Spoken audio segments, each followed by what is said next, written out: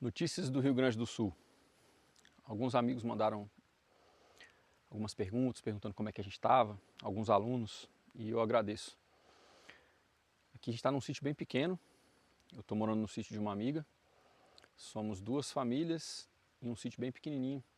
A maior parte das atividades que a gente faz aqui dentro são de subsistência e a gente faz a nossa renda fora. Ainda assim a gente passou bastante dificuldade, né? Estrada bloqueada, sem internet, sem luz. Na minha casa eu passei uns 4 dias com a água no batente, então você precisa sair de casa, você já está com o pé dentro d'água. Mas ainda assim a situação do Rio Grande do Sul de uma maneira geral é bem pior, né? E a gente vive uma situação um pouco complicada, assim, porque aí algumas poucas pessoas, um número menor do que as que me perguntaram como eu estava, me mandaram perguntas se eu não ia me posicionar com relação às enchentes no Rio Grande do Sul. Acredito que seja em função das minhas leituras com alfabetização ecológica. Só que uma pessoa que perguntou isso é uma pessoa do grupo das pessoas que têm revelado as narrativas, né?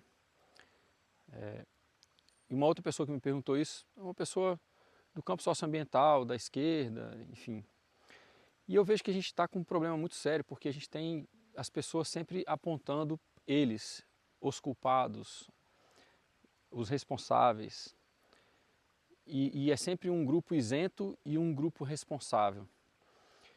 E óbvio que dentro de uma escala de responsabilidade, os maiores responsáveis são as corporações que corrompem os governos e fazem com que, desde as câmaras municipais até a Câmara e o Senado Federal, os políticos passem leis que não aumentam a nossa autonomia. À direita e à esquerda, tudo que está sendo passado, tudo que está sendo aprovado, é sob controle. É sob concentração de território, sob concentração de lucro, sob concentração do poder, sobre os dados, né? Minerando dados das pessoas para poder fazer engenharia de comportamento. Claro, na medida que você segue o dinheiro, você vai chegando nas pessoas que têm maior responsabilidade. Não coincidentemente, são as pessoas que também têm a maior pegada ambiental. Só que a gente tem uma parcela de, talvez se não de responsabilidade, a gente tem uma parcela de negligência com a nossa vida. É uma situação muito difícil, várias pessoas sem casa, várias cidades naufragadas, assim, né? É uma situação desesperadora. Muitas pessoas com uma situação muito diferente, assim, muito pior do que a gente passou aqui no sítio. Mas por que a gente constrói casas, por que a gente usa um urbanismo que tampa os rios? Todo o litoral brasileiro é feito assim, São Paulo, Rio, parte de Minas Gerais, BH, Porto Alegre, né? Os arredores de Porto Alegre. A gente está sofrendo com enchentes. Aí as pessoas ficam tentando descobrir se a enchente é causada por controle climático ou se ela é uma questão de mudanças climáticas. Aí as pessoas caem no eles de novo, porque uns dizem que não tem mudança climática causada pela ação humana, outros dizem que é tudo controle climático feito pelas corporações. E aí a gente cai em dois pensadores que eu estudo e que eu gosto, né? Um deles é o Bill Mollers, que fala assim: a gente precisa mudar do paradigma de consumo para um paradigma de produção. A gente precisa produzir pelo menos um pouco das coisas que a gente precisa na nossa vida. E dentro dessa citação que ele tem, uma frase famosa dele, né? Ele diz assim: daí a inutilidade dos revolucionários que produzem palavras e balas ao invés de alimento e abrigo. Aí ele encerra essa reflexão dele dizendo assim: eles dependem do mesmo sistema que eles supostamente querem derrubar. E é isso que eu vejo quando a gente fica nesse jogo de culpa, eles estão fazendo isso, os globalistas, as manipulações de mudança climática, enfim. A gente tem problemas, a gente tem pontos cegos em todos os lados que a gente se posiciona. Nós somos seres humanos e nós temos vieses muito fortes. E é muito difícil para nós seres humanos aceitarmos os nossos vieses. Claro que existe uma batalha pelo controle climático. Isso já vem sendo desenvolvido há décadas. É óbvio que existe. Só que quando eles querem dar notícia boa, por exemplo, como saiu em Dubai, saiu assim, semeamento de nuvens. Eles não usam controle climático, geoengenharia, eles usam termos suaves, né? E aí algumas pessoas dizem que o que está acontecendo no Rio Grande do Sul já há bastante tempo é um experimento nesse sentido, que está sendo uma região experimentada com controle climático. Eu não duvido disso, mas a questão é que a gente fica preso em debates procurando culpados e a gente gasta muito pouco do nosso tempo, da nossa energia, fazendo o que a gente precisa fazer. As pessoas ficaram me perguntando várias coisas, me cobrando posicionamento, e eu aqui lidando com a situação. Tem animal morto aqui do meu lado, os animais passando fome, a casa com risco de enchente, e as pessoas cobrando um posicionamento intelectual sobre o que está acontecendo. As pessoas ainda estão vivendo isso. A gente tem hoje o primeiro dia de estiagem, choveu quase 1000 milímetros em 7 dias, parece que vai estiar 2 ou 3 e começa de novo. Então é bem provável que as pessoas que estão na ponta das áreas de captação lá para baixo, é bem provável que elas não tenham nenhuma estiagem, é bem provável que, enfim, as enchentes não parem, né?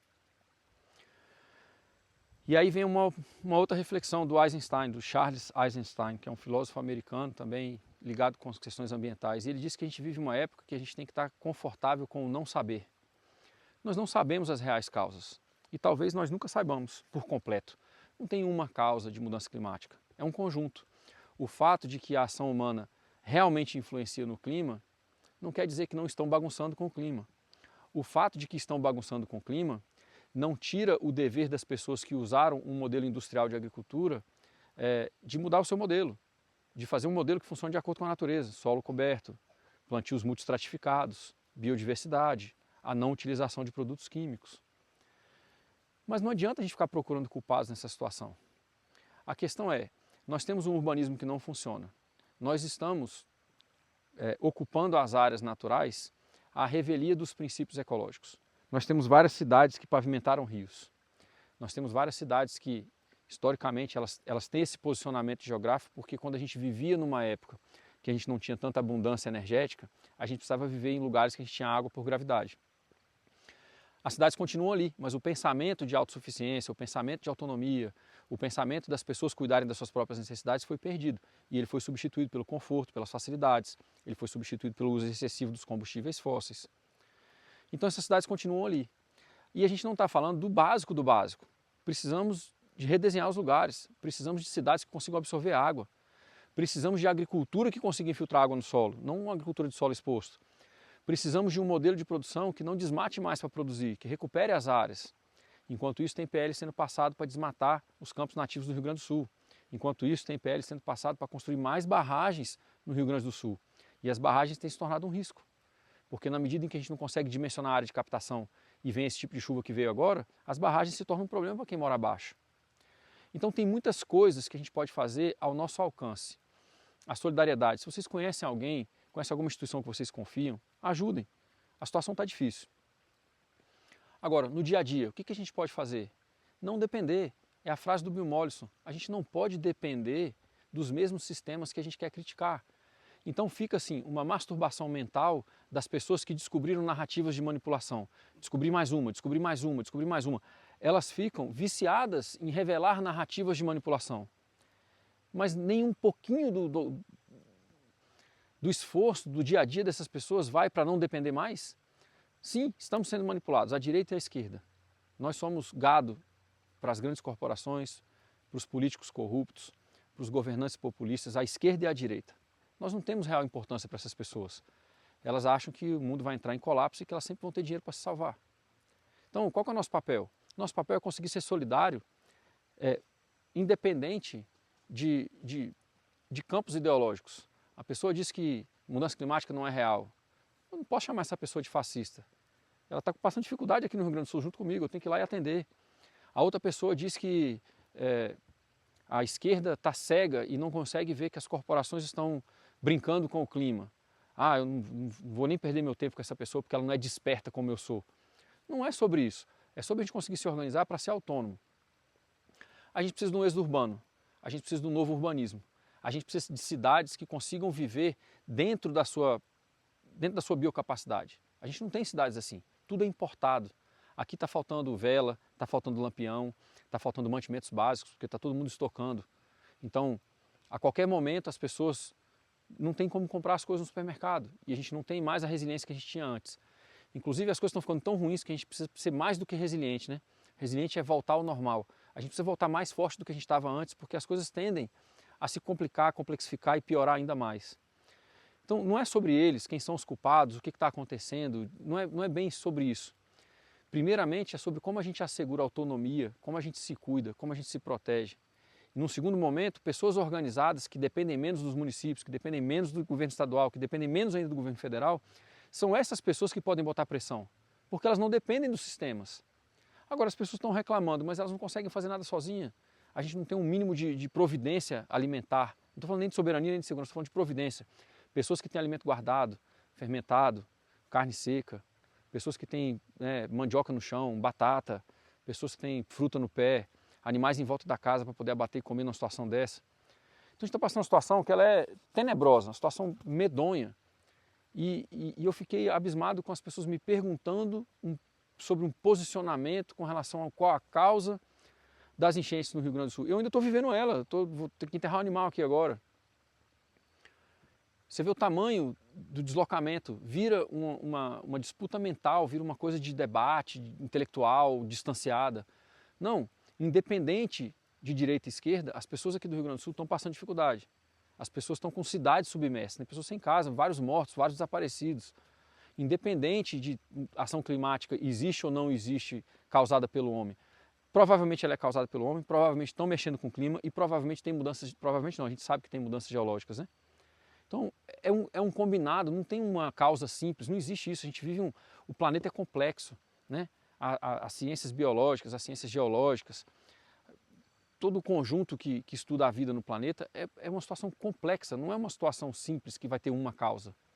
A gente tem várias causas e uma não anula a outra. E daí volto no Charles Eisenstein, a gente precisa estar mais confortável com o não saber. Eu não sei quais as causas reais de tudo, provavelmente eu nunca vou saber, mas tem muita coisa que eu posso fazer no meu dia a dia. Eu posso cuidar do meu alimento, eu posso cuidar da minha área, eu posso cuidar da minha autonomia, eu posso não depender de energia de fora, eu posso ter o máximo de comida possível, eu posso viver de um jeito que não colabora. Porque do que adianta eu entrar no embate, enfim, intelectualizado quais são as causas, mas o meu viver faz parte dos problemas. Continuo nos centros urbanos, continuo não produzindo nada do que eu como, continuo não sabendo de onde vem minha água, continuo não sabendo qual o custo real de manter cidades funcionando com eletricidade o tempo inteiro. Então é muito fácil ficar atrás do teclado com ativismo, descobrindo narrativas ou apontando o lado que está errado e o lado que está certo. O difícil é criar uma vida a partir da qual a gente realmente tem algum poder de enfrentar tudo isso. E para a gente ter algum poder de enfrentar tudo isso, que é uma batalha muito assimétrica, muito injusta, uma batalha muito desigual, para a gente ter algum poder sobre isso, a gente precisa ter o máximo de autonomia possível.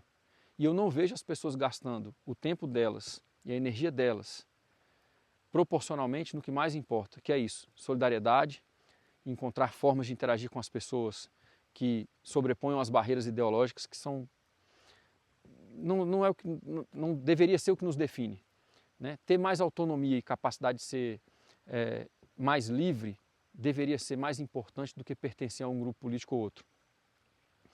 Não estou dizendo que não existe, eu estou dizendo ideologia política, não estou dizendo que não são importantes, eu estou dizendo que talvez não seja o mais importante e estou dizendo que o discurso e a narrativa e os debates estão deslocados.